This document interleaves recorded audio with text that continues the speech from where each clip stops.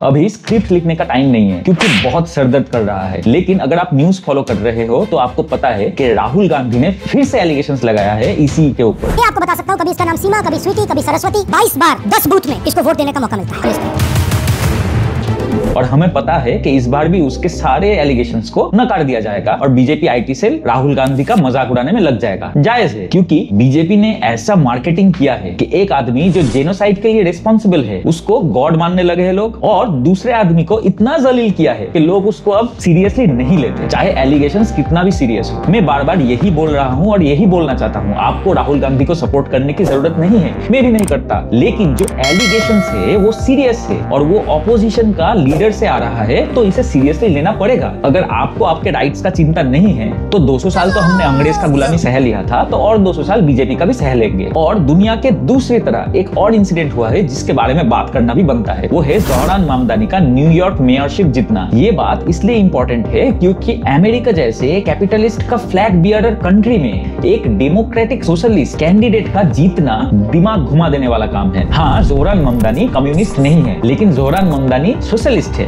अगर आप दिमाग में थोड़ा जोर लगाओ तो आपको याद आएगा, ऐसा ही एक दूसरा आदमी आया था जो बड़ा सोशलिस्ट बनके बड़े वोट बटोरे थे और शायद वो कुछ काम भी कर रहा था, लेकिन अब एंड में वो भी बीजेपी के सामने टिक नहीं पाया। मंत्रियों को जेल में डाल दिया, करप्शन के एलिगेशंस आए, ईडी लग गया, सीबीआई लग गया, कुछ भी हो गया। तो एक क्वेश्चन तो पूछना बनता है, क्या इंडिया में जोहरान ममदानी जैसा कोई यंग पॉलिटिशियन पावर में आ सकता है? मुझे तो लगता है नहीं। अगर वो मुस्लिम हो जैसे उमर खालिद तो फिर वो जेल में रहेगा बिना सुनवाई के। अगर वो माइनॉरिटी से हो जैसे सोनम वांगचुक तो वो भी जेल में रहेगा, चाहे वो जितना भला आदमी ही क्यों ना हो। और स्टैन स्वामी जैसे लोग जेल में तरफ तरफ के मर जाएंगे और ऑपोजिशन के लीडर को हम सीरियसली नहीं लेंगे, तो उससे तो हम कुछ भी एक्सपेक्ट नहीं कर सकते। तो आप ही बताओ, इंडिया का क्या कोई होप है?